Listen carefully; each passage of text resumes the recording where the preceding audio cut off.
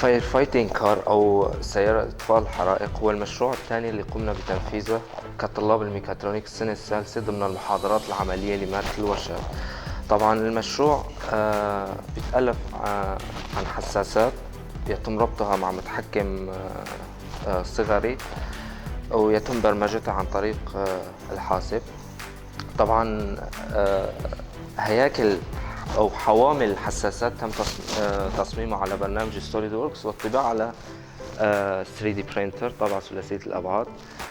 الحساسات المستعملة بهالمشروع هي حساسات الحرارة الواير سنسور اللي بتتحسس عن طريق الأشعة تحت الحمراء الصادرة عن النيران، حساس الألتراسونيك لتحسس المسافة والابتعاد عن الخطر النيران، إبعاد السيارة عن مصدر النيران.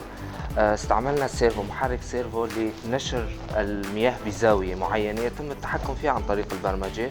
استعملنا مضخة لضخ المياه وأيضا محركات دي سي ودارة القيادة، وأيضا شاشة LCD لإظهار البيانات والمعلومات على الشاشة. طبعا المشروع تم إنجازه